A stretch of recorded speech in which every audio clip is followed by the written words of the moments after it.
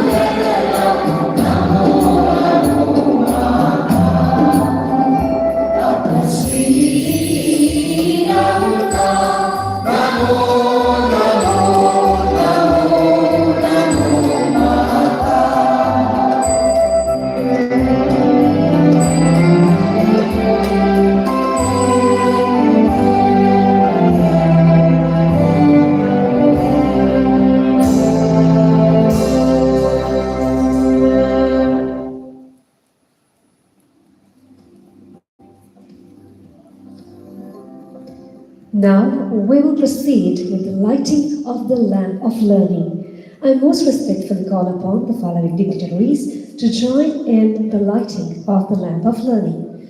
Dr. Lanka, the incoming president of the Sri Lanka Medical Association. Dr. Suranta Pereira, the immediate past president of the Sri Lanka Medical Association. Professor Ishan D'Souza, the president-elect of the Sri Lanka Medical Association. Dr. Champika Vikramasinghe, Deputy Director General of Non-Communicable Diseases. Dr. Dulani Kottahachi and Dr. Hiran Amarasekara, Vice Presidents of the Sri Lanka Medical Association. Dr. Malik Fernando, representing the past presidents of the Sri Lanka Medical Association. Dr. Ishani Fernando, Honorary Secretary of the Sri Lanka Medical Association. Dr. Pramila Senanayaka, Social Secretary of the Sri Lanka Medical Association. Dr. Achala Balasurya, Treasurer of the Sri Lanka Medical Association.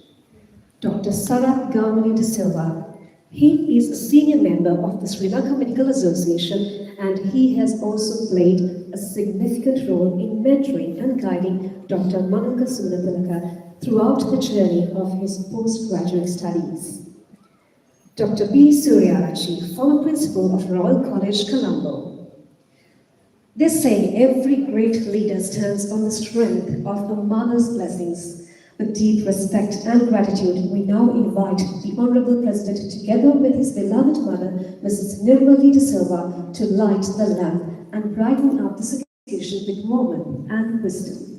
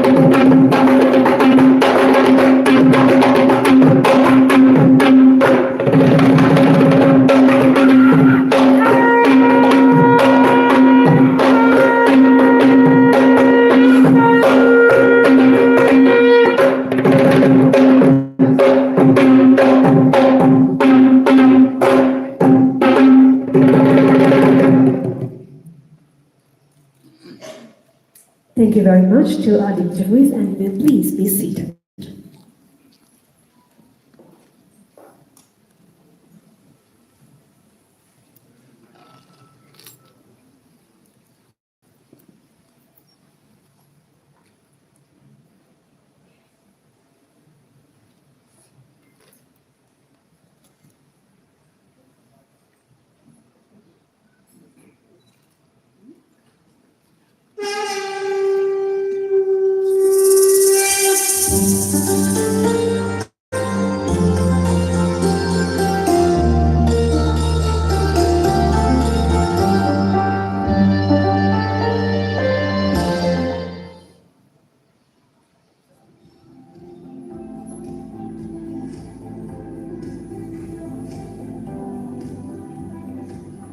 And now, the outgoing President, Dr. Srilanka Pereira, and the incoming President, Dr. Lanka will proceed to their seats at the head table.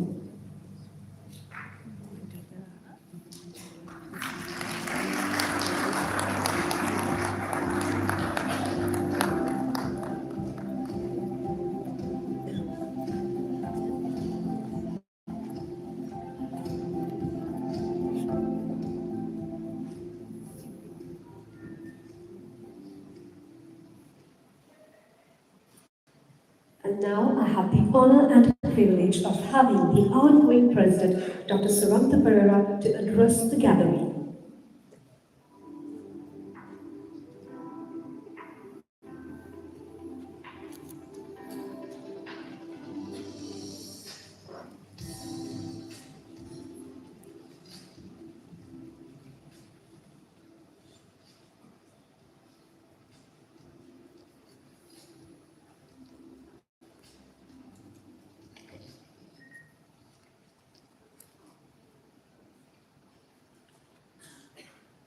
distinguished past presidents, members of the council, chair and trustees, leaders of our professional colleges, representatives of the Ministry of Health, partners from UN agencies and academia, colleagues from across Sri Lanka and beyond. Ladies and gentlemen, as we stand at the threshold of 2026, we are privileged to look back, not to admire our achievements, but to understand what we have built together. Our focus is not on celebrating activity, but on honoring our shared purpose. Not on counting events, but on measuring the trust we have earned. It was a year in which the association strengthened its standing as the apex professional body, not merely reacting to events, but deliberately shaping directions. At a time when many institutions are out yet fragile, we chose to be steady, evidence-led, and principled. We focus on strengthening governance, clarifying our mission with transparency, and asserting our credibility in the public sphere. And so tonight, I invite you to revisit 2025 through a simple lens, purpose and trust. Because purpose turns work into meaning, and trust turns institutions into national assets. We entered 2025 amid complex national challenges, shifting disease patterns, climate stress, non-communicable diseases, road traffic accidents, emerging infections, and widespread misinformation. In such times, the country does not need noise from the Sri Lanka Medical Association. It needs clarity. In 2025, we delivered that clarity through disciplined governance, evidence-based planning, professional unity, and a public voice anchored in science and ethics. Every year has activities. Only some years have a compass. The SLMA Roadmap 2025 was launched not as a ceremonial document, but as a living framework that ensures our work remains purposeful, coherent, and equity-driven. The roadmap was deliberately designed as a rolling multi-year plan, enabling successive presidents to carry forward shared goals rather than reinvent direction. Because enduring institutions are built not on charisma, but on continuity. Through consistent messaging across our official platforms, the roadmap aligns scientific work, policy advocacy, public engagement, and institutional strengthening into single narrative of national value. Our theme, health equity across the life course, resilient pathways, empowered lives, was not a slogan. It was a statement of national concerns. Because equity is not simply about services being available, it is about opportunity being real. Whether you are born in the best resource neighborhood or the most underserved village. Whether you are a child with preventable stunting, an adolescent struggling silently, an adult living with hypertension, or an elder in need of dignified care. The life course approach reframe wellness beyond disease, not only treating illness, but enabling people to thrive physically, mentally, socially, and economically. And in 2025, that philosophy shaped our priorities, early opportunities, adolescent well-being, adult wellness, and NCD prevention, and healthy aging, each viewed through the prism of fairness, resilience, and empowerment. Thought is not for speeches, it is earned through systems that work. In 2025, SLMA governance was defined by consistent council engagement, active premises committee deliberations, strong participation, and a culture that welcomed constructive critique through strengthened decision making. This was not incidental, it was intentional. In many institutions, dissent is misread as disloyalty. In healthy institutions, thoughtful disagreement is recognized as stewardship. We are proud that 2025 deepened this culture within the SLMA. At my 2025 induction, Dr. Anand Vijaykumar reflected that past presidents and senior council members laid best by advising on what not to do, rather than prescribing what must be done. I share this philosophy. It preserves institutional memory while granting new leaders the freedom to innovate, guided by wisdom and protected from repeating known mistakes. A key achievement of 2025 was reaffirmation of SLMA as a trusted, non-partisan policy partner, a professional body that engaged the state without surrendering independence. The SLMA Health Policy Forum has established itself as a dependable national platform for sharing informed perspectives on urgent health issues. As Sri Lanka prepares for a new health policy in 2026, the forum facilitated discussions on a broad range of topics of current interest. A few examples include a lady doctor involved in an unfortunate incident and many lives being lost in a road traffic accident at Garandia, Portland. While various factions arguing and blaming each other in the media, as an apex organization, we analyzed and sought systemic, sustainable solutions through policy for the safety of healthcare workers and patients and prevention of road traffic accidents. Furthermore, the forum addressed the prevention and funding of chronic kidney disease, the development of climate-resilient health system, sustainable aged care financing, the mental health adolescents, comprehensive sexual education, the procurement of essential medicine, food security, and the reduction of micronutrient deficiencies. These discussions highlighted the forum's importance as an influential body in shaping evidence-based health policy in Sri Lanka, in a policy environment where decisions can sometimes diverge from scientific evidence. The SLMA remained committed to advocating for scientific rigor and respectful, constructive dialogue to enhance public health.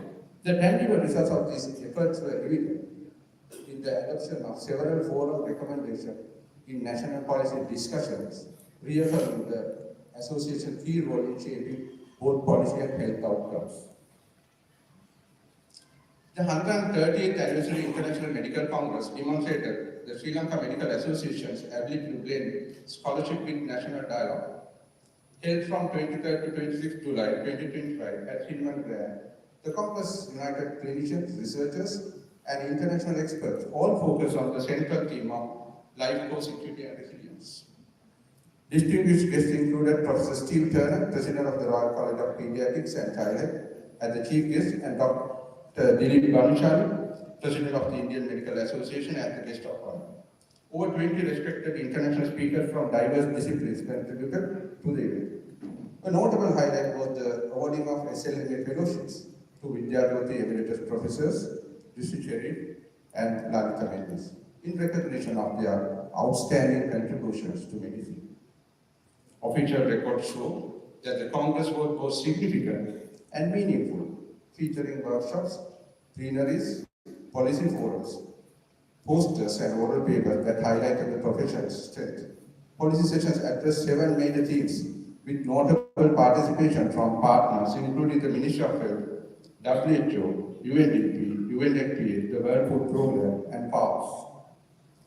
Equally important was the Foundation Session 2025, held on 7th and 8th November at Hotel Galata. These sessions provided a mix of skill-building opportunities, curated thematic discussions, and celebration of the first symposium on the history of medicine, organized in collaboration with the Sri Lanka Medical Library. For the first time, we awarded Drs. Justin and Sri Fernando Memorial Award for the best paper presented by a medical student. The foundation sessions were designed to reinforce ethical practice, historical awareness, and high professional standards, which are essential. A profession that neglects its ethical origins, history, and standard risks losing its moral authority. The SLMA is a distinctive institution, recognized for its tradition of hosting annual orations that celebrate academic excellence and professional achievement. In 2025, 8 orations were held, each characterized by exceptional quality and adherence to strict standards through a rigorous review process. A profession stays strong when excellence is not confined to Colombo. In 2025, the Sri Lanka Medical Association place a renewed emphasis on equitable access to continuing medical education, ensuring that professional development opportunities extended well beyond Colombo. As part of this commitment, regional sessions are organizing Amatana, Ratnapura, Gaul, Kurnagar, Jaffna, Vatiklo, and Badunda in collaboration with the respective regional clinical societies. These regional sessions are vital for spreading up-to-date medical knowledge and strengthening connections and professional relationships within and across regions. Furthermore, these initiatives contributed to increasing SLMA membership, broadening the association reach and engagement across the country. This is both professional development and national justice, because the quality of care should now never depend on your postcode. We remain steadfast in prioritizing the next generation of doctors. The Saturday Talk series was designed to address the evolving educational needs of medical students, with 31 sessions delivered over the year across a wide range of clinical topics. In 2012, the Sri Lanka Medical Association also conducted 12 monthly clinical meetings in collaboration with professional colleges, strengthening cross-specialty knowledge exchange, hybrid participation, and awarding of CPD points to ensure accessibility and encourage continuous professional development. We organize a dedicated career guidance seminar which aims to empower young medical professionals by providing them with the tools and insights needed to make informed decisions about their future careers. Complementing these efforts, we organize multiple pre- and post-conference workshops on timely topics, reinforcing our commitment to lifelong learning. These programs also evolve into a sustainable financial model, helping the SLMA address recurrent expenditure deficits. SLMA Health Walk 2025. We took place on 29 March 2025 from Goldface Green and proceeded through Central Colombo, was presented as a public awareness campaign of national importance, uniting the public and professional around a clear theme: safe roads, safe communities. The walk was described as a multi-stakeholder effort organized with the Ministry of Health, supported by the Sri Lanka Police and Tribe Forces, along with professional organizations, transforming advocacy into shared public message for prevention. In partnership with the Sri Lanka Medical Association, the Indira Cancer Trust organized TLC, Touch, Look and Check, Calendar in October 2021 in conjunction with Breast Cancer Awareness Month. This high-profile national campaign spanned Kilinochchi, Vatiklo, Mathura and Colombo, engaging over 1,000 participants each city and achieving sustained 2-month multi-platform media coverage, significantly amplifying public awareness and advocacy nationwide. I must thank Dr. Lanka for spearheading the program. Strengthening the connectivity with the membership, the new Sri Lanka Medical Association website was built from the ground up to better connect with our members and the wider public.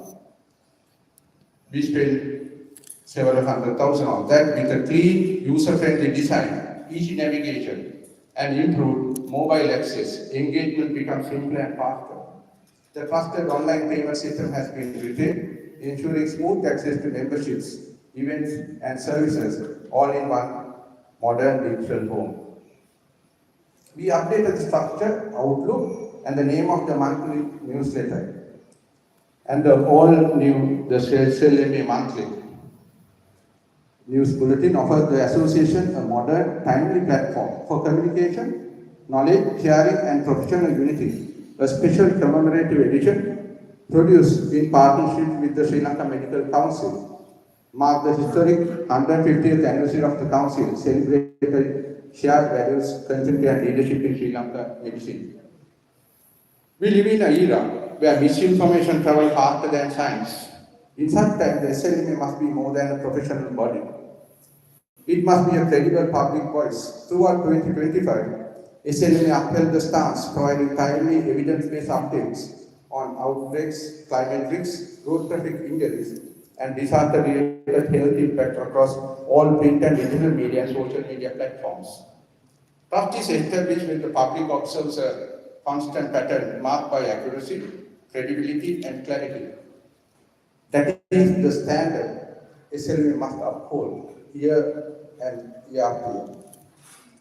We also recognize that public health outcomes are shaped not only by clinicians, but by the quality of information in public space.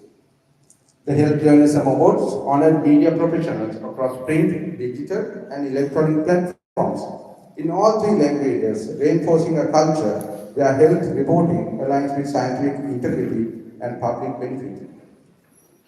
This is not a ceremonial gesture. It is an investment in the information ecosystem that determines whether prevention messages succeed, whether myths stick, and whether public trust holds. Health is not created solely in hospitals, workplaces, schools, food systems, finance, law enforcement, and environmental policy influences. In 2025, SLMA strengthened collaboration across professional colleges, universities, UN agencies, and state and non-state partners using the Intercollegiate Committee as a coordination platform for collective action. In 2025, SLMA strengthened. This approach reflects a modern approach. Complex problems require coalitions. The health sector alone cannot resolve the issue independently. Our role is to convene, advocate, and present evidence. I was honored to receive the Sri Lanka Apex Award in the health sector from the Organization of Professional Association. In recognition of the services I have provided over recent years, I see the honor not as a personal achievement, but as a reflection of our shared commitment as a national movement to strengthening and advancing medical services in our country through cross-sector collaboration. We also advance relationships that broaden Sri Lanka's health horizons through engagement, such as dialogue on India-Sri Lanka collaboration.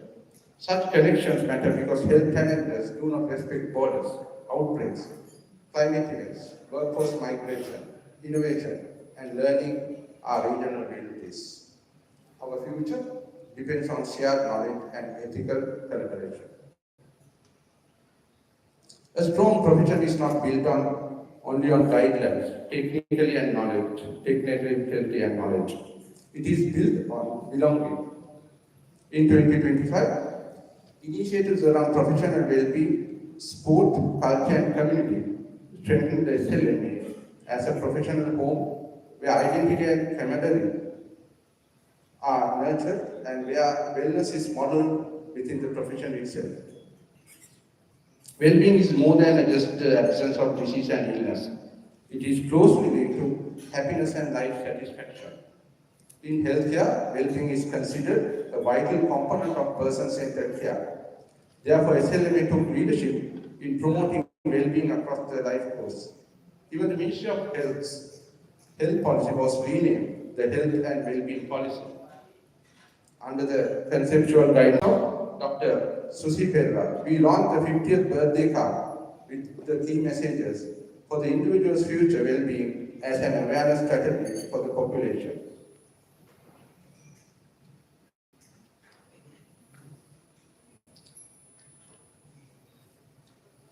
We recently founded the National Wellness Forum of SLMA to unite all interested groups on a single platform, offering practical sessions on lifestyle medicine, resilience, movement, sleep, and metabolic health. We aim to continue our efforts with the new leadership at SLMA. Because if we speak of wellness to the nation, we must also embody it as a profession. A turning point in 2025 was the commitment to preserve institutional memory through publication. The launch of Pioneers in Healing, honoring the legacy of SLMA presidents, was more than history. It was a statement that leadership has continuity, that services deserve recognition, and that values must be transmitted across generations. This inspired me to establish the Sri Lanka Medical Writers Forum. Our aim is to create a meaningful community of dedicated medical writers. This forum seeks to promote the growth of development of medical writing as a key part of our wider mission. We also strengthen the premises management, infrastructure, risk management, and organizational continuity. Because sustainability is not only on financial concept, it is also an administrative discipline. When the physical home of an institution is protected, its public vision is protected too. Now let me speak of what may become one of the most enduring achievements of 2025. The Sri Lanka Medical Advancement Trust. This trust represents a shift from annual survival to long-term sustainability, from uncertainty to independence, from temporary capacity to generational strength. It is designed to support scholarships, research, leadership, development, and institutional continuity, ensuring that SLMA's mission remains protected beyond any single term. We intend to generate 100 million multiplied by 10 over the next 10 years. We worked closely with the FMD Desailum law firm and leading law professionals to finalize the structure and foundation. We sincerely hope to activate it upon the membership's approval. At this point, I must thank Dr. Malik Fernando, Dr. Prince Vijayagunadana, two past presidents of SLMA, for supporting my concept and working tirelessly with me to turn it into a reality. This is how institutions outlive their moments. And if there is one message I want to leave with the next generation of SLMA leadership, it is this: when you build the trust, you build the future. Finally, 2025 reminded us that leadership is proven, not when everything goes well, but when the nation is tested. SLMA's swift and responsible response during the disaster through timely mobilization, clear public communication, and targeted support initiatives demonstrated our shared duty as doctors and citizens for responsibility, critically tested during the Disga cyclone. By mid-December, more than 2.2 million people have been affected, with 643 fatalities and 183 individuals still missing. Over 400 healthcare institutions across the country reported damage at the start of the disaster, with repair costs reaching 21,000 million Sri Lankan rupees. SLMA reactivated the disaster relief fund with support from Intercollegiate Committee, established the medical helpline partnership with the dialogue, engaged the Ministry of Health, and is currently involved in rebuilding Chilak Hospital. Before I close, gratitude is not an ornament of leadership. It is its honesty. To the Council for disciplined partnership and principled debate. To our past presidents, whose legacies were carried forward. To leaders of professional colleges and organizations who stood with us. To the Ministry of Health for engagement and collaboration. To UN agencies and partners who strengthen our work, and to the office staff whose quiet excellence made every visible success possible. Thank you. I wish to formally acknowledge my sincere appreciation for three individuals whose leadership was crucial in 2025. Dr. Asri Hema Malade for exemplary coordination as Honorary Secretary. Professor Sachit Mehtananda for outstanding academic leadership, and Dr. Udana Ratnapala for prudent stewardship in stabilizing the association's finances. Not to forget another key figure, Dr. Malka Lanka, the coordinator who bridged the gaps to facilitate seamless program execution. I must sincerely thank the CME industry partners for their financial support, which contributed 78 million Sri Lankan rupees and generated a net profit of 42 million Sri Lankan rupees. I am immensely thankful to my wife, Dr. Inoka, and two daughters, Tamada and Onali, for their continued encouragement and steadfast support by my side, especially during the toughest time. I'll tell you two stories. First story. When I finished my term as Vice President in 2022, Dr. Wilson Jayasuri encouraged me to stand for President-elect. An idea warmly supported by Dr. Samat Dharmaratna, Dr. Malik Fernando, and Dr. Prince Vijayagunadana. I contested that election and was defeated by Dr. Anand, a worthy and principled opponent. I accepted the result with respect and moved on. Over time, As I got to know him better, I honestly realized that I was glad to have lost to him. The following, encouraged by several more past presidents, I stood the way. This time I was elected with an overwhelming majority. That journey taught me enduring lessons, discipline in defeat, humility in waiting, and resilience in growth.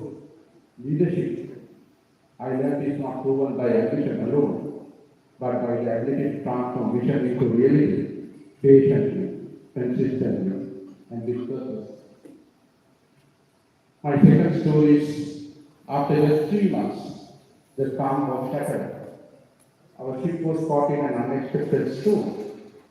Our treasure suffered a major cerebral accident and spent weeks in intensive care. A senior past president, a council member, survived a subdirectional hemorrhage, and our secretary mourned the loss of her mother. Actually, another assistant secretary's mother developed another subdirectional hemorrhage. These are among other challenges we face. In those moments, roles became unclear and humanity took precedence. We forced, adapted, and others fought with petty to fill the gaps. Trust held us together. Resilience saw us through. In hindsight, the lesson is clear.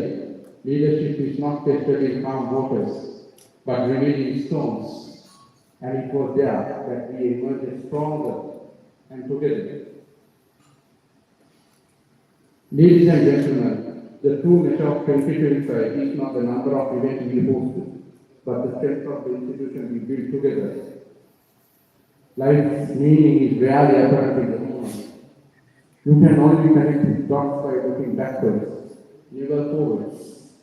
Yet we must live in trust, believe that today's trials, uncertainties, and quiet sacrifices will in time reveal their purpose. It is this faith that transforms hardships into direction and experience into enduring purpose. In 2025, we strengthened the Sri Lanka Medical Association as a leading professional body and academic authority, a trusted policy voice and ethical guardian and a professional home. We grounded it in equity, upheld it through trust, and guided it committed collective leadership. I inherited an ordinary car. I built a Ferrari for Dr. Lanka Subrahmanyam. I trusted as a private colleague. You know where to speak, where to stop, and how to take turns, and focus on the direction.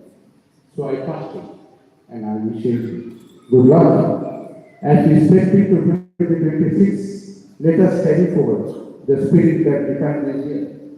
The purpose of every program is to serve coherent national vision. Trust, so the public continues to see SLMA as a credible, moral, and scientific authority. Continuity, so our roadmap remains a living commitment, not an annual reset. Sustainability, so the nature and trust stand as a safeguard for generations to come. If 2025 has taught us anything, it is this. When medicine is guided by equity and institutions are built on trust, the nation grows healthier, not only on its outcomes, but in its dignity. Thank you.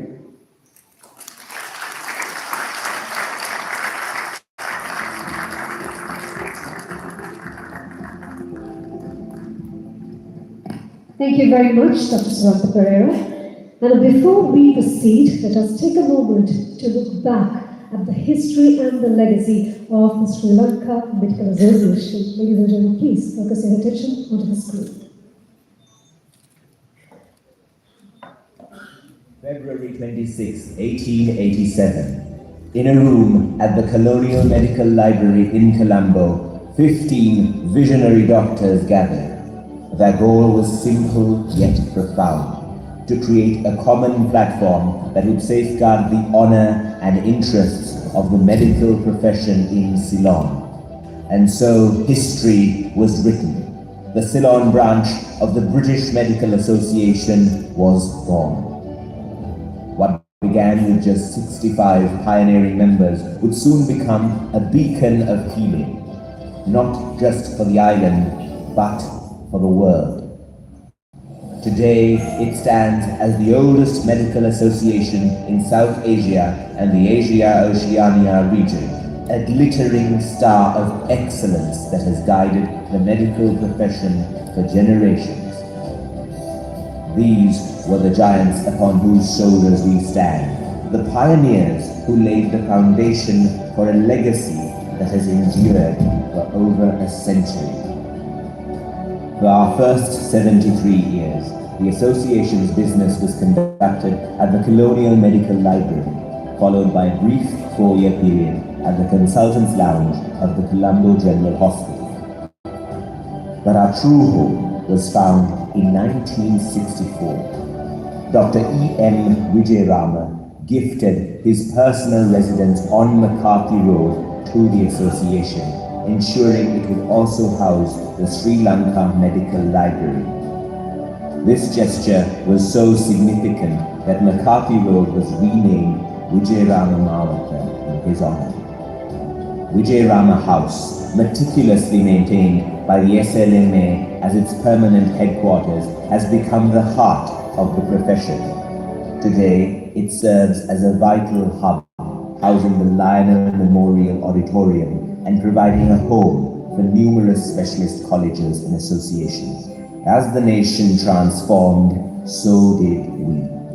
In 1972, when Ceylon became Sri Lanka, we officially adopted the identity we ever so proudly hold today, the Sri Lanka Medical Association.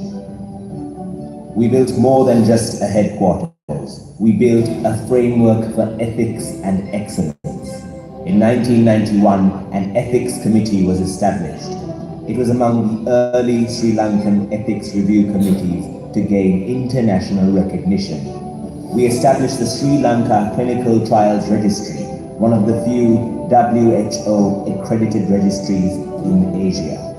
SLMA was the pioneer in granting CPD points for continuous medical education, which has now transformed into a national program under the Ministry of Health. Today, the SLMA acts as the backbone of the medical profession. We unite the medical fraternity through the Intercollegiate Committee, comprising the presidents of 50 professional colleges, and tackle national health challenges through consultation with all stakeholders. There are 28 expert committees, including those dedicated to non-communicable diseases, road traffic accidents, planetary health, vaccines, and many more, covering all aspects of medicine as well as the health and safety of the population. Our strength is tested not just in times of calm, but also in times of crisis. When the 2004 tsunami struck, we mobilized immediately for relief. When the global COVID-19 pandemic arrived, we became the nation's pillar of support. An emergency helpline and triage system was launched, receiving thousands of critical calls. Furthermore, the COVID Sahana Fund rapidly deployed critically needed equipment to frontline hospitals when and where it was needed most. Following the devastation of Hurricane Ditwa, we established a relief fund to rebuild damaged hospitals and restore medical services. Through 3 centuries, the 19th, 20th and 21st, the SLMA has remained the unshakable voice of the medical profession. Tonight, we induct our 132nd president. We look forward to a future defined by our new theme, wellness of the nation through local and global partnerships, a history of over a century, a legacy of resilience. This is the Sri Lanka Medical Association.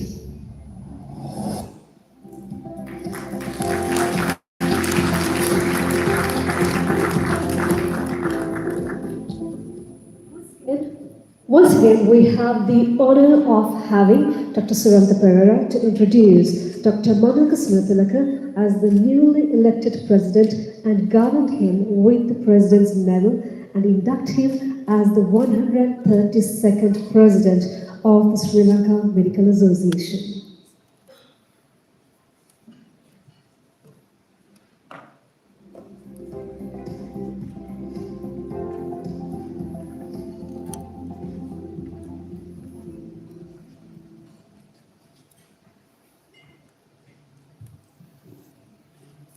Dr. Manika has been one of my closest friends since childhood.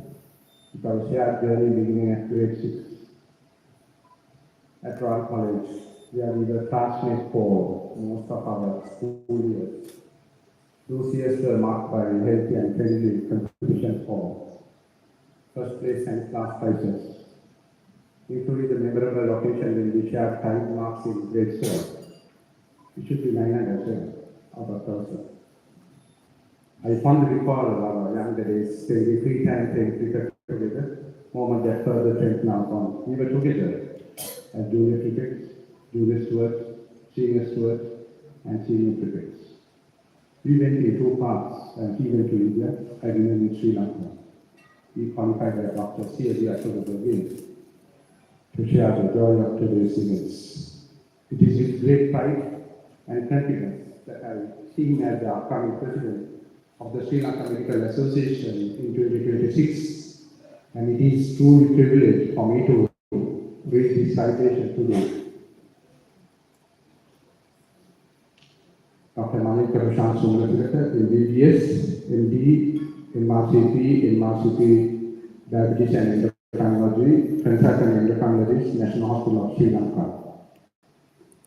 Dr. Manika is a fellow of the Sri Lanka College of Physicians, Sri Lanka College of Endocrinologists, Royal College of Physicians, and the American College of Clinical Endocrinologists.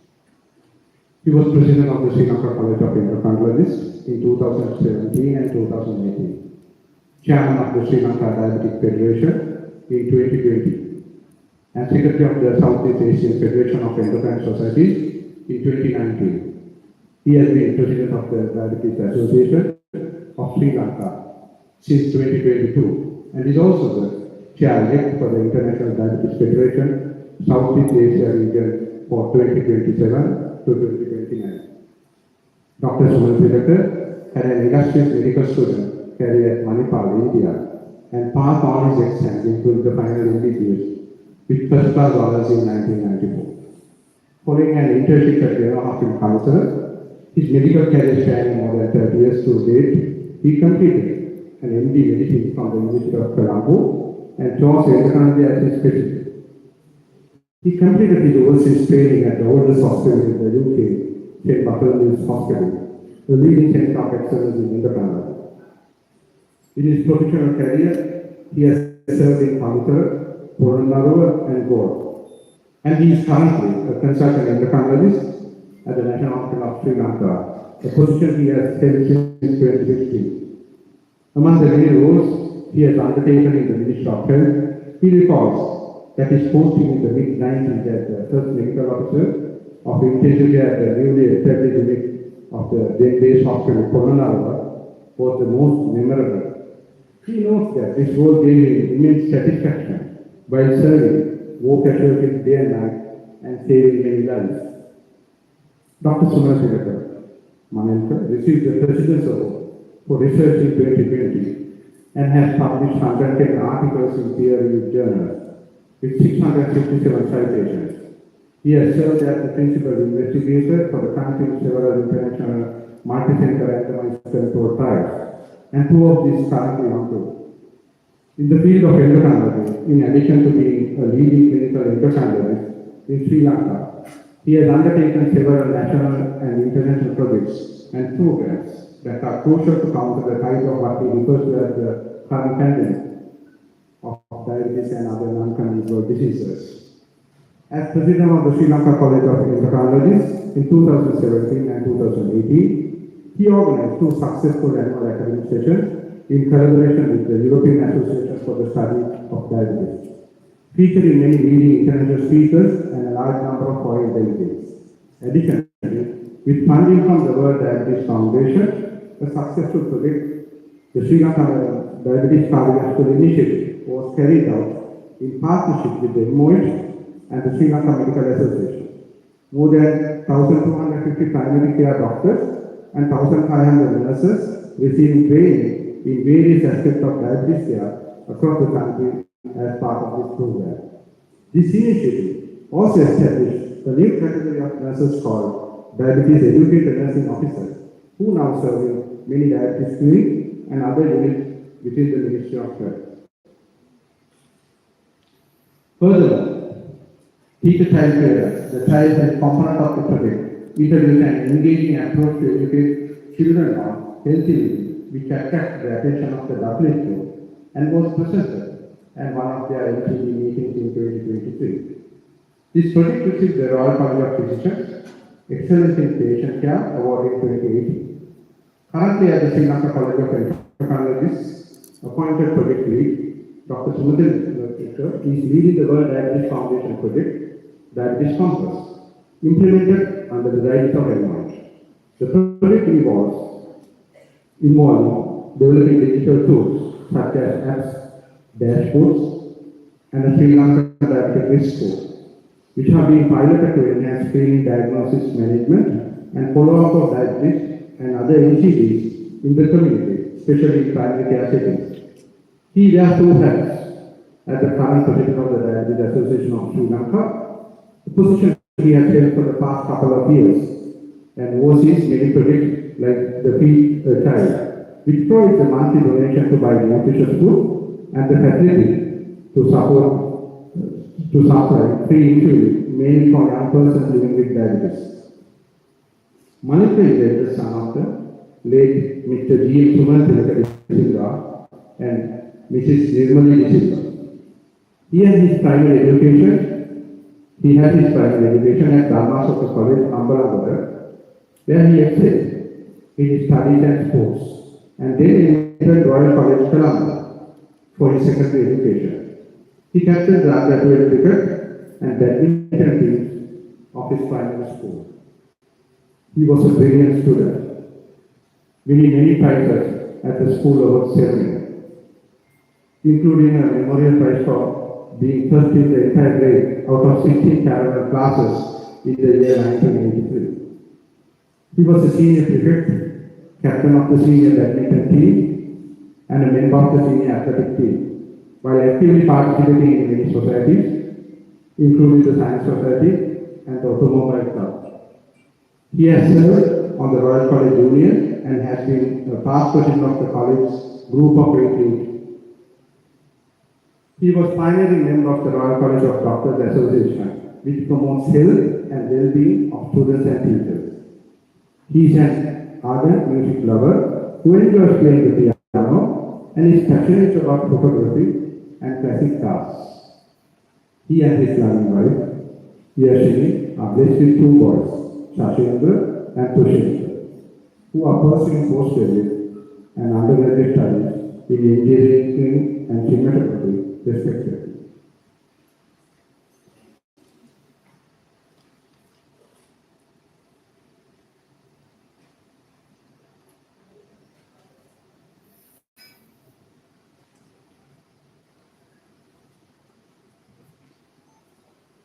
I now have the honor of inviting Dr. Manika Suman, the upcoming president of the Sri Lanka Medical Association for 2026, to come forward to receive the presidential medal.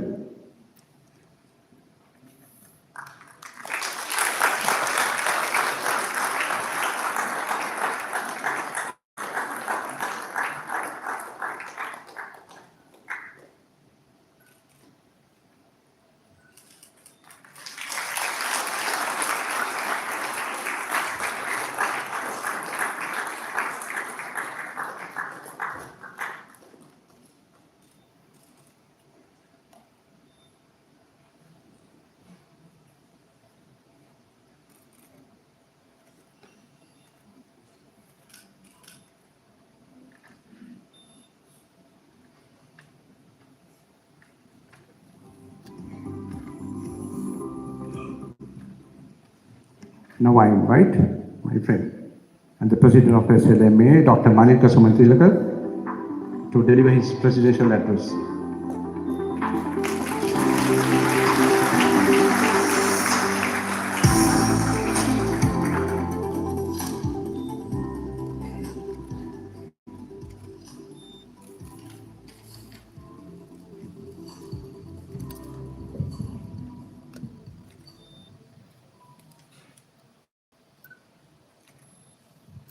Thank you, Srilanka. Trustees, honorary fellows, past presidents, council members, and members of the Sri Lanka Medical Association, officials of the Ministry of Health, honorable justices of the Supreme Court, President of the Court of Appeal, honorary Attorney General, distinguished invitees from academia, UN agencies, Triforces, and the police, professional organizations, professional colleges, academic colleges, corporates, lions, media professionals, and all other distinguished invitees, of course, my beloved family and all the long-standing friends from our batch at Royal College. It is with profound pride and humility that I stand before you today as the 132nd President of this hallowed institution. First and foremost, let me express my sincere gratitude to my friend Srilanka Pereira, the outgoing President, for his exceptionally warm introduction. What more can you expect from somebody whom you have known for 30 years? I think he did more than what's required. Thank you, Srilanka. I would like to congratulate you on an extremely successful year. You have seen what he showed at the SLMA. Under your astute leadership, we have seen a significant upsurge in activities that have benefited both the medical profession and the public healthcare services. The dedication and advocacy he has shown is phenomenal, and the same tireless work ethic will undoubtedly serve the Sri Lanka College of Pediatricians when he assumes the presidency in 2027. I wish you the very best. I am deeply humbled by the honor of being elected as the 132nd President of the SLMA. I thank the past presidents and the general membership for their trust. At 139 years old, this is the oldest medical association in Asia, Oceania, as shown before and in the video. I pay sincere tribute to those medical luminaries who have served the Council before us. I wish to offer a special acknowledgement and expression of gratitude to the late Dr. Ian Vijayarama and Mrs. Vijayarama for their magnanimous donation of their residence in 1964, which you all saw in the video, which is called the Vijayarama House. And this story was told in the video again. This was named as Vijayarama Road when he was living at the moment by the government as a special honor. Among nearly 50 medical associations and colleges in Sri Lanka, the SLMA remains unique in its inclusivity, welcoming all medical graduates registered with the Sri Lanka Medical Council. So we have lots of other colleges which are focused on either endocrinology or physicians, surgeons, but any doctor with an MBBS qualification registered in Sri Lanka, be it in the private sector, government sector, or the universities, or practicing GP, everybody can become a member of the SLMA. We provide an essential platform for professional development and ethical practice through our newsletters, conferences, and lectures, which Srilanka showed many what we have done during the last year. While our headquarters are in Colombo, we remain committed to our colleagues in the outstation, ensuring that they have ready access to our work through diverse regional meetings and digital platforms. In fact, we have representation from every province in our council. With 11 medical faculties in the country, with roughly a medical student population of about 10,000, the Saturday evening talks, which were shown in the video, we take common medical topics with eminent academics, which was started a few years back, has become extremely popular among medical students. All these activities will be continued this year with added color and variety. We are increasingly aware of our profound social responsibility. Our far-reaching response during the COVID-19 pandemic, as shown in the video again, served as a pivotal turning point in this regard. When our citizens were confined to their homes, the SLMA established a lifeline through a 24-hour phone consultation service where our members, both junior and senior, took up thousands of calls and gave life-saving advice and coordinated their transfers to hospitals, etc. during that COVID period. And I pay tribute to all those pioneers, people who initiated that, and the seniors and juniors who took all those calls during the COVID pandemic. And the COVID Sahana Fund was set up to deliver life-saving equipment and medications to hospitals in desperate need. As a vice president at that time, during that crisis, I was actively involved in these fundraising efforts, and I wish to thank many corporate partners, colleagues, friends, family members present today whose generosity made that work possible. It was during this time that SLMA spearheaded the National Intercollegiate Committee, uniting various medical associations to coordinate our national response. Today, the ongoing social crisis following Cyclone Bikwa has reinvigorated our mission. While we provide essential medical hotlines, we are also actively restoring hospitals whose infrastructure has been devastated. Srilanka mentioned about so many hospitals being affected. We are especially grateful to our colleagues in UK and Australia for their immediate support. I am pleased to announce that we identified an urgent need from the fund we set up for this disaster. The urgent need at the Chilau General Hospital, that we are making arrangements to repair 5 life-saving dialysis machines with immediate effect. To sustain this effect, I intend to transition our postponed medical dance into a charity dinner this February. I know wellness is necessary for doctors also, but we thought that this year we'll take a break from our relaxation activities and turn that into a good cause. And our annual walk, which is themed on a current topic as usual, I thought of turning that into again a charity walk where we could raise funds and help to rehabilitate this hospital. What you have started, I'm very happy to continue to that. I invite my friends and colleagues from the National Intercollegiate Committee to join hands as we make this a collective effect for the benefit of our nation. I invite all the colleges to come get together with us for this effort, and then we'll have a dialogue about that. Our goal is not volume. All the corporates and the businessmen, lots of entities donating hundreds of millions of rupees. So we are not that big. Our volume may be small, but our goal is not volume, it's precision. We specialize in niche donations, identifying urgent needs that might otherwise be caught in administrative delays. By acting swiftly where the others struggle, we ensure that every rupee spent translates into immediate life-saving care.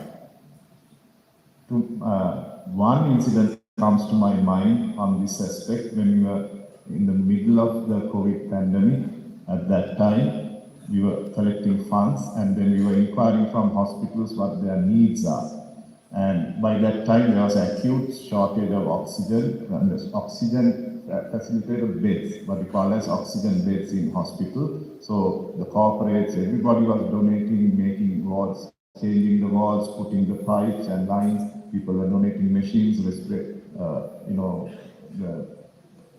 respirator, ventilators, all that. But one hospital had all that, millions worth of stuff, but the patients were dying due to lack of oxygen. When we inquired, what has happened was all that has come in, but they have forgotten to order the small oxygen regulator or whatever equipment that is needed to put in between the cylinder and the patient. So we immediately bought that within 2 days, because it should have taken a couple of weeks if the proper procurement procedure was to be followed. So we immediately bought several, 10, 15, 20 and was sent. The most satisfying thing for me, and I think Dr. Padmanabhan also might remember, was when that hospital doctors told us that particular, it was only few 100,000 rupees, the donation. But they said that people were desperate at that time, height of COVID, we would have saved a numerous number of lives, because that the whole facility was activated by this small equipment we supply.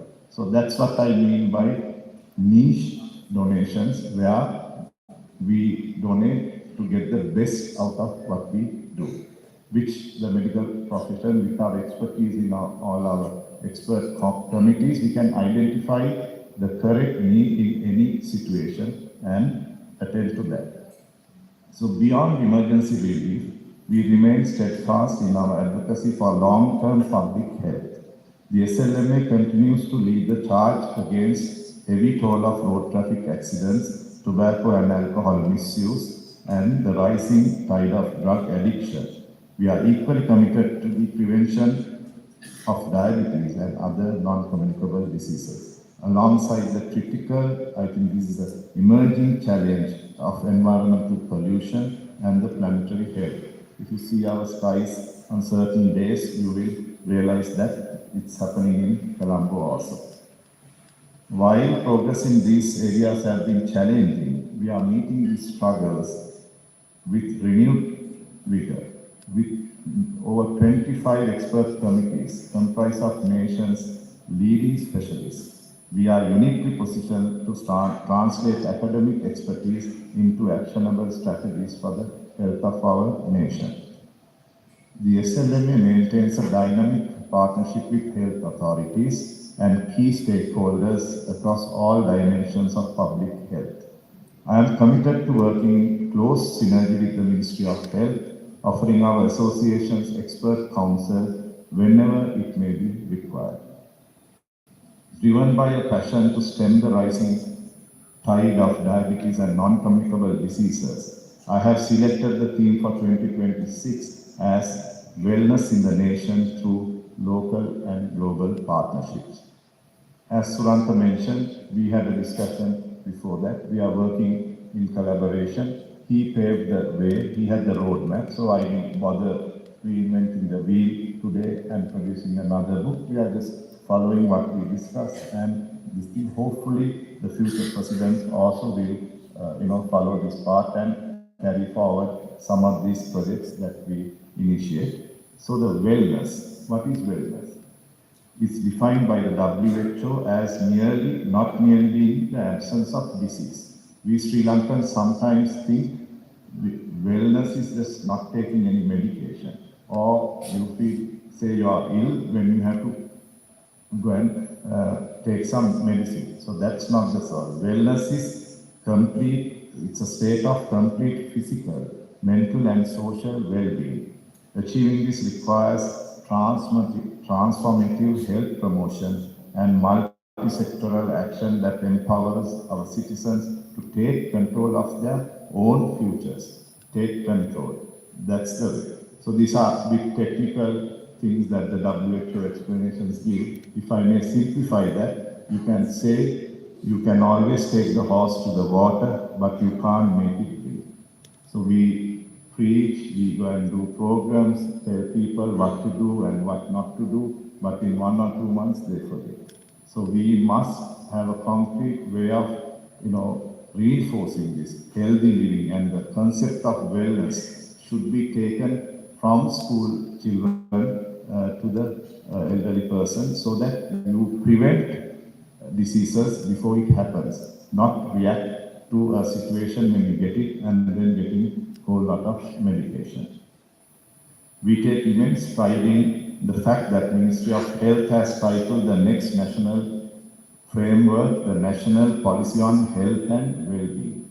So the SLMA is ready to take greater responsibility in supporting the implementation of this policy, building on the initial spark provided by Dr. Srilanka Pereira's 2025 roadmap.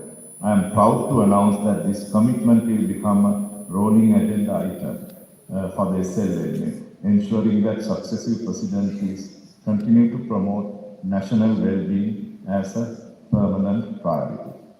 Furthermore, we applaud the Ministry's new Arogya Wellness Centers. These centers focus on early non-communicable disease detection, health education, and timely elderly care, which is a growing need in our aging population in Sri Lanka. A shift towards people-centered, compassionate care that is very important. To support this, we must continue to transform health professional education. In a pioneering move, Sri Lanka recently proposed a landmark resolution into the WHO Southeast Asia region on introducing health humanities into professional training. Having received a unanimous approval from the SLMA Council, we formally agreed to collaborate with the Ministry, professional colleges, and universities to integrate these essential humanistic values into the heart of our medical education. Collaboration is, of course, at the heart of SLM's mission. I look forward to working hand in hand with the Ministry of Health, ensuring that vast expertise of our committees is available to guide national health interests. Our theme, Wellness in the Nation through Local and Global Partnerships, aligns perfectly with the current global shift towards proactive health. We are moving beyond clinical treatment of disease towards WHO's broader vision of well-being. It is a historic moment that the Ministry launches this document, and the SLMA will not just support the policy, we will make it a central pillar on our highway of development. Suranta had the roadmap. I want to make it a highway, especially when he has brought a Ferrari for us. So road is not enough, we need a highway, Suranta.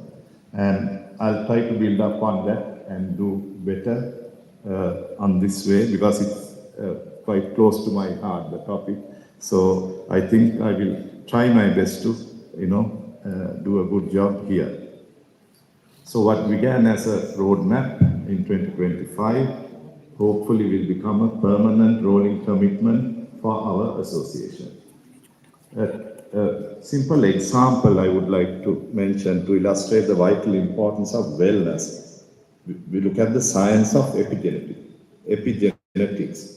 For the non-medical audience, this might be a bit too much. I'll simplify as much as possible. This was a very recently published paper in our region, I think in India and few other countries, demonstrated that how exposure to high levels of sugar, fatty acids, and several chemicals during pregnancy can alter a child's genetic expression, predisposing them to lifelong metabolic derangements. With the prevalence of gestational diabetes, that means the diabetes in pregnancy, in Sri Lanka is now nearly 14%. We have a critical window for prevention.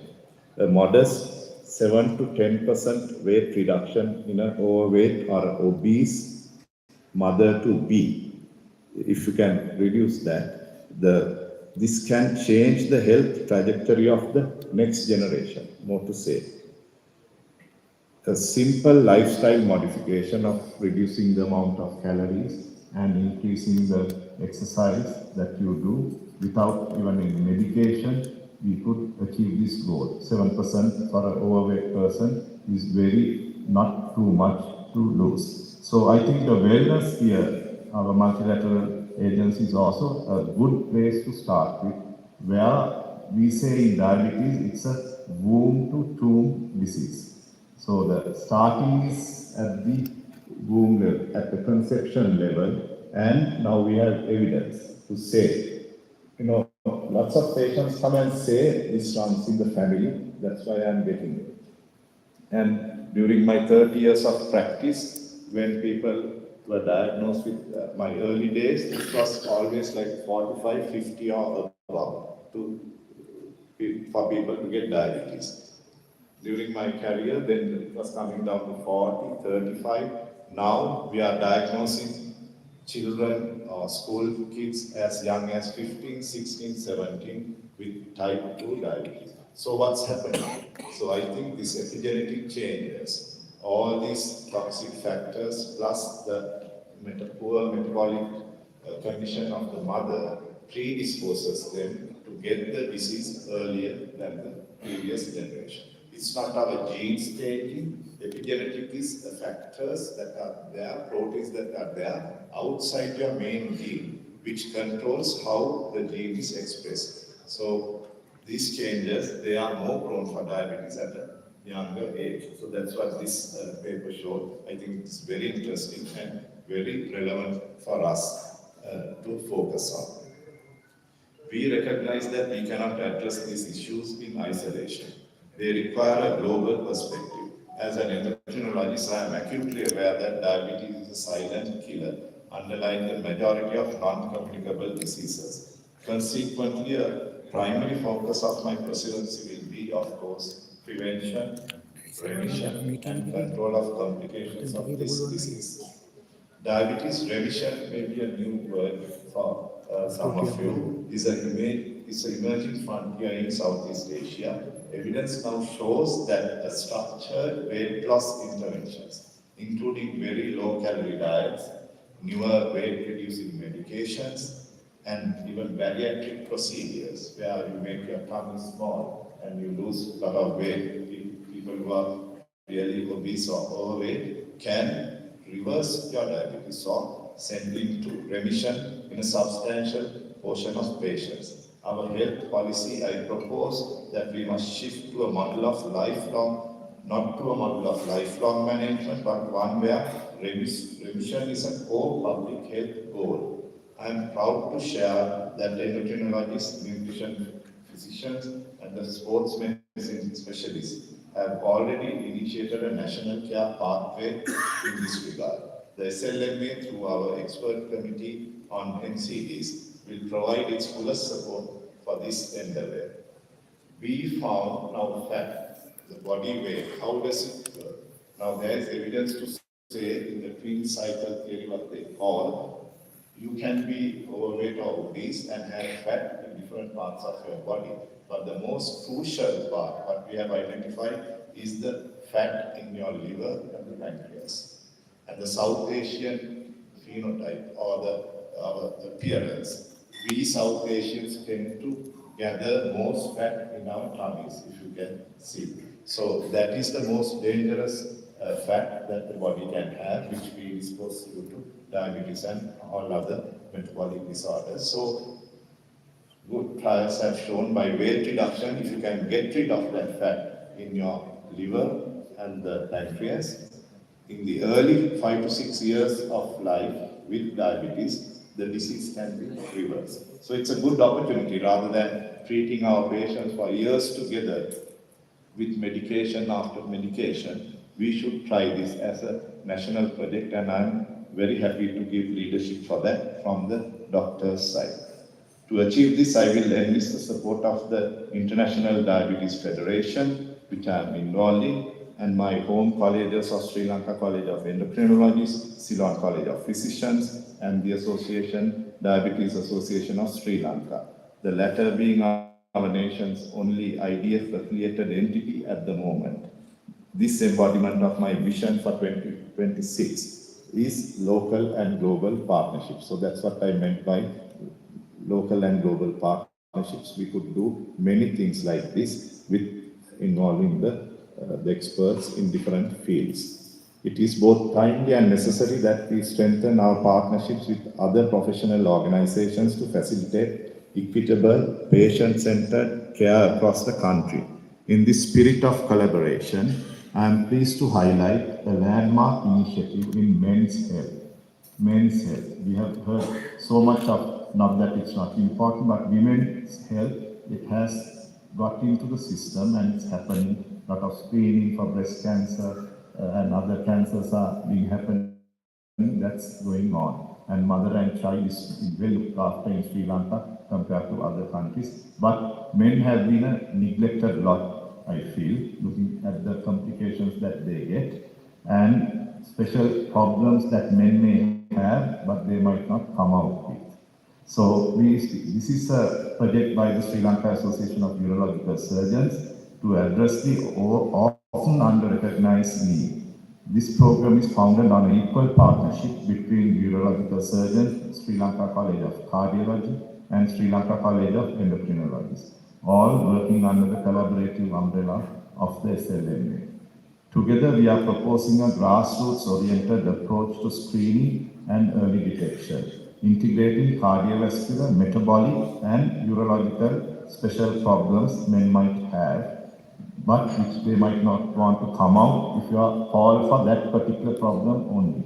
But when your sugar is checked, your cholesterol is checked, and all is looked into, it will be easy for them to come out with and get treatment. Among Sri Lankan men, health-seeking behavior remains notoriously poor. This partnership model reflects our commitment to move beyond professional silos and reach these men in their communities. We have recently handed this formal proposal to the Director General of Health Services for national implementation. SLMA's vision has been forward-looking and inclusive. This is why we have remained a trusted partner for a consortium of United Nations agencies, NGOs and civil society for decades. This relationship has truly taken wings over the last 2 years, with UN-led symposia now a regular feature of our annual medical congress. Our track record speaks for itself. In 2024, our collaboration with the WHO and the Ministry of Health on capacity building of clinicians and nurses on dengue management allowed us to train colleagues from Bangladesh, Bhutan, and Myanmar. In 2025, our partnership with UNDP produced a vital clinical audit of high-cost medicines, a matter of urgent national significance. These are just 2 examples of a plethora of collaborative successes that we have had at the SLMA with these UN agencies. So under my leadership in 2026, we will deepen these ties to promote wellness to our colleagues. I wish to say this to our colleagues in the UN and the NGO sector. Thank you very much for the trust you have had in the SLMA. We look forward to delivering tangible outcomes together this year. And please look at the wellness angle of things that I am proposing, and we should have further discussions. Furthermore, we will pursue new public-private community partnerships in digital health, which is again a new area that we are looking at, specifically targeting the younger generation while expanding our reach into health promoting schools and workplaces. Coming back to diabetes again, a little bit of numbers to the significance I'll tell later. Globally, 580 million people are living with diabetes, and the situation in Sri Lanka is equally critical. Nearly 15 to 20% of our adult population is affected, and in urban centers like Colombo, it's almost 1 in 4 adults are being affected by diabetes. We must confront this reality that 65% of these individuals will eventually succumb to a cardiovascular complication, such as heart attacks, strokes, or other peripheral vascular disease. 80%, in fact, 80% of our annual deaths in Sri Lanka for the past couple of years have been attributed to diabetes and other non-communicable diseases. Why did I mention about the digital health and the schools and diabetes here? Because the young onset diabetes or young persons living with diabetes is increasing steadily. I'm not talking about the type 1 diabetes that children used to get. I'm talking about the type 2 diabetes, what the adults or the middle-aged people used to get in the past. Now, less than 25-year-olds, 15 to 25 age group is increasingly seen. So we need to stem this tide and do something about it. And wellness would be a good start. Simple changes, lifestyle changes, reducing 200 to 250 calories a day. Over a period of time of 1 year, you lose 4 to 5 kilos, which is even enough to prevent diabetes in future. Simple changes now will have a profound impact later in life. Coming to our annual academic sessions of the SLMA, scheduled for July 2026, will be convened as a major international conference, going with our theme of international collaboration. We have set an ambitious target of 200 foreign delegates and expect at least 25 world-renowned overseas speakers to join our local experts. I am delighted to announce that the International Diabetes Federation, representing 251 member associations across 158 countries, has confirmed its collaboration with the SLMA along with the Diabetes Association of Sri Lanka for this landmark event in July this year. I seek your full support to place the SLMA and Sri Lanka firmly on the map of premier international medical destinations. By ensuring the success of this Congress, we are not only advancing clinical excellence, but also actively promoting MICE tourism, meetings, incentives, conferences, and exhibitions. I think it is also an area that Sri Lanka needs to improve upon with our new infrastructure coming up, and we have facilities for these sort of meetings now, which would support our national economy as well. I take this opportunity to invite all our colleagues, if you have friends in abroad. I know lots of our doctors have left our shows and they are working in many parts of the world. I make an open invitation for you all to come back to Sri Lanka for a holiday plus in July and give us a helping hand and join our Congress, which you will not regret because lots of international speakers will come and you will have a good academic 2-3 days of academic sessions. Coming to the end of my speech, I wish to thank my dynamic secretary, academic coordinators, staff of SLMA, event organizer today, the Compier hotel staff for their job well done and for their help, and to all the performers who will provide the entertainment after this. Last but not least, my gratitude to my loving mother, wife, and 2 boys for all the support they have given me always. So, colleagues, esteemed guests, ladies and gentlemen, as the premier medical organization in this country, the SLMA will continue to move forward with unwavering commitment to protect the health rights of our citizens. Throughout 2026 and beyond, we are prepared to walk the extra mile, bolstered by your support and enriched by our collaborations across the seas, to achieve the public health outcomes our nation richly deserves. As the humble leader of this distinguished organization, I invite again all of you to walk with us on this challenging yet rewarding path towards achieving wellness for every Sri Lankan. Thank you very much.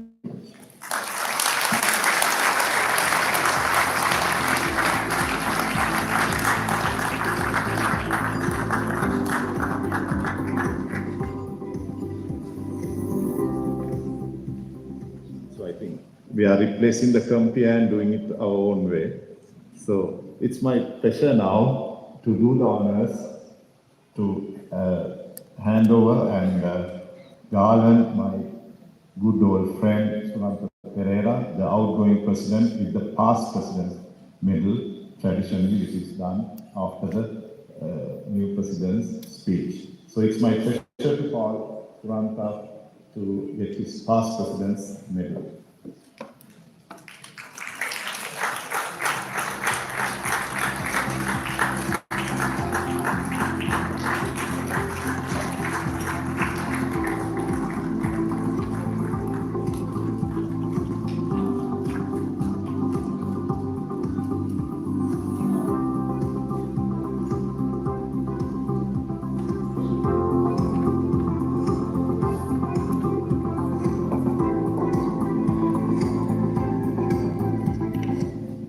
Thank you very much, Dr. Lanka, for that insightful and visionary presidential address. We wish you a very successful tenure.